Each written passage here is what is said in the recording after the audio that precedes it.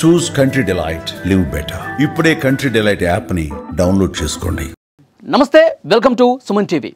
News anchor స్వేచ్ఛ ఆత్మహత్యకు పాల్పడింది, ఆత్మహత్య చేసుకొని చనిపోయింది. ఈ వార్త ఎప్పుడైతే బయటకు వచ్చిందో తెలుగు మీడియాలో ఉన్న ఫ్రెండ్స్, నేను కూడా వర్క్ చేశాను కొన్నాళ్ళ పాటు స్వేచ్ఛతో కలిసి ఒక శాటిలైట్ ఛానల్లో, అందరం షాక్ అయిపోయాం. తెలుగు మీడియా జర్నలిస్టులు అందరూ కూడా ఒక్కసారిగా షాక్ అయిపోయారు. స్వేచ్ఛ గురించి తెలిసిన వాళ్ళు, స్వేచ్ఛ ఫ్రెండ్స్, స్వేచ్ఛతో కలిసి కొన్ని సంవత్సరాల పాటు ట్రావెల్ చేసిన వాళ్ళు అందరూ కూడా షాక్ అయిపోయారు. స్వేచ్ఛ ఆత్మహత్యకు పాల్పడిందా? స్వేచ్ఛ ఉరివేసుకొని చనిపోయిందా? నమ్మశక్యం కావట్లేదు. ఎందుకంటే స్వేచ్ఛ ఉరివేసుకొని చనిపోయేటంత పిరికిది కాదు. స్వేచ్ఛ చాలా ధైర్యవంతురాలు, సూసైడ్ చేసుకోదు. స్వేచ్ఛ ఎలా చనిపోయింది? చాలామంది కూడా చాలా డౌట్స్ వ్యక్తం చేస్తూ ఉన్నారు. కానీ కుటుంబ సభ్యులు పోలీస్ స్టేషన్కి వెళ్ళి కంప్లైంట్ చేశారు. మా అమ్మాయి ఆత్మహత్య చేసుకునేంత పిరికిది కాదు, దీని వెనకాల ఏదో జరిగి ఉంటుంది, విచారణ జరిపించండి. ఇప్పుడిప్పుడే బయటకు వస్తున్నటువంటి సమాచారం, అసలు స్వేచ్ఛది ఆత్మహత్య లేక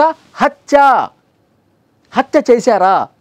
ఈ కోణంలో దర్యాప్తు జరగాల్సినటువంటి అవసరం ఉంది అని స్వేచ్ఛ గురించి బాగా తెలిసిన వాళ్ళు, వారి ఫ్రెండ్స్ కావచ్చు, కుటుంబ సభ్యులు కావచ్చు, బంధువులు కావచ్చు, మాలాంటి జర్నలిస్టు కావచ్చు, అనుమానం చాలా బలంగా ఉంది. నిష్పక్షపాతంగా విచారణ జరిపించాలి. ఆమెది ఆత్మహత్యనా లేదంటే హత్య చేశారా? పూర్ణచంద్రరావు అనే వ్యక్తితో సహజీవనం చేస్తోంది. స్వేచ్ఛకి గతంలో వివాహమైంది, విడాకులు తీసుకున్నారు, విడిపోయారు. 13 సంవత్సరాల కుమార్తె ఉంది.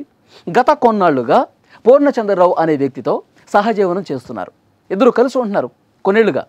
అతనితో విభేదాలు ఉన్నాయి, అతనితో ఇబ్బందులు పెడతా ఉన్నాడు, వేధిస్తూ ఉన్నాడు అని చెప్పి చాలా సందర్భాల్లో కూడా వీరి తండ్రికి ఫోన్ చేసింది స్వేచ్ఛ. కుటుంబ సభ్యులతో మాట్లాడుతూ ఉంది. నేను ఇతనితో వేగలేను, చాలా వేధింపులకు గురి చేస్తూ ఉన్నాడు, నేను కలిసి ఉండలేను అని మాట్లాడినటువంటి సందర్భాలు ఉన్నాయంట.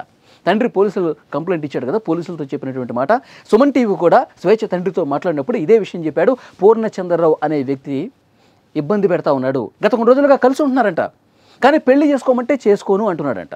అంటే ఖరాఖండిగా చేసుకోను అని చెప్పట్లేదు, కానీ కాలయాపన చేస్తూ ఉన్నాడు. అంటే వాడుకొని వదిలేసే రకంగా పూర్ణచంద్రరావు క్యారెక్టర్ ఉందా? ప్రస్తుతం తల్లిదండ్రులు ఇదే రకమైనటువంటి కంప్లైంట్ ఇచ్చినటువంటి పరిస్థితుంది. ఈ పూర్ణచంద్రరావు ఎవరు? గతంలో మీడియాలో వర్క్ చేసిన అతని, ప్రస్తుతం బీఆర్ఎస్ పార్టీలో ఒక ముఖ్య నాయకుడి సహచరుడుగా ఉన్నాడు. బీఆర్ఎస్ సోషల్ మీడియాలో చాలా యాక్టివ్గా పనిచేస్తున్నటువంటి పరిస్థితి ఉంది.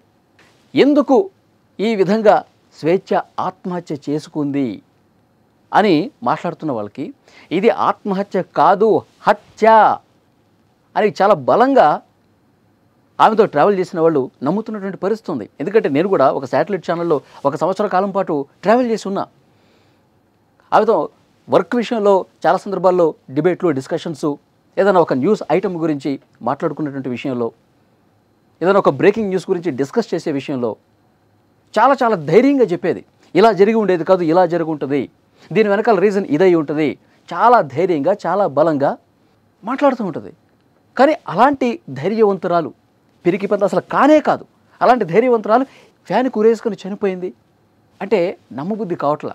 నాకే కాదు, చాలామంది జర్నలిస్టులకి, ఆమెతో కలిసి ప్రయాణం చేసిన జర్నలిస్టులకి ఈ విషయం చాలా బాగా తెలుసు.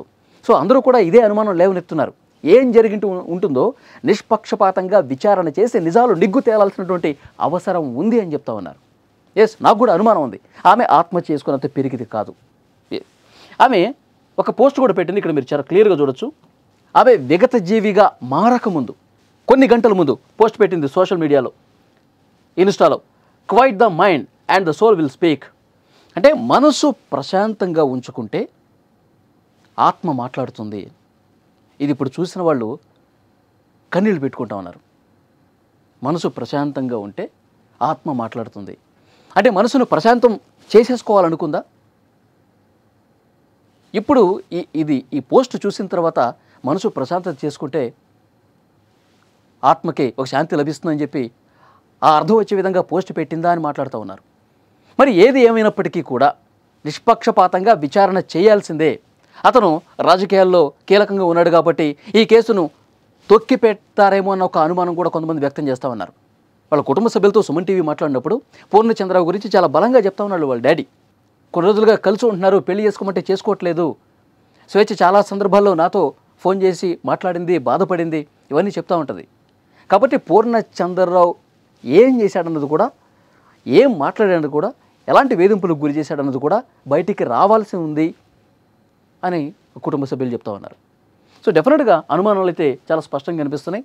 నిజంగా రాత్రి ఈ వార్త వచ్చిన దగ్గర నుంచి మీడియాలో ఉన్న స్వేచ్ఛ ఫ్రెండ్స్ తోటి జర్నలిస్టులు అందరూ కూడా షాక్ అయిపోయాం. వారి కుమార్తె 13 సంవత్సరాలు ఉంటాయి. ఎంతకీ ఫోన్ తీయట్లేదు. అమ్మ ఫోన్ తీయట్లేదు ఏంటి అని చెప్పి డైరెక్ట్ ఫ్లాట్ దగ్గరికి వెళ్ళి చూస్తే ఫ్లాట్ క్లోజ్ చేసి ఉంది, ఫోన్ లిఫ్ట్ చేయట్లేదు. వెంటనే స్వేచ్ఛ తండ్రికి ఫోన్ చేసింది, తాతకి. వాళ్ళు వచ్చి చూశారు. వాడు డోర్ బలవంతంగా ఓపెన్ చేసి చూస్తే ఆమె ఫ్యాన్కి వేలాడుతూ కనిపించింది. షాక్ అయిపోయారు అందరూ. ఎప్పుడూ కూడా ధైర్యంగా ప్రతి విషయంలో కూడా చాలా అంటే చాలా ధైర్యంగా తెలంగాణ ఉద్యమంలో కూడా చాలా కీ రోల్ పోషించింది. సో డెఫినెట్గా వాస్తవాలు వెలికి తీయాల్సినటువంటి అవసరం ఉంది. నిష్పక్షపాతంగా విచారణ చేసి ఆ సమాచారం ప్రజలకు చెప్పాల్సినటువంటి అవసరం ఉంది.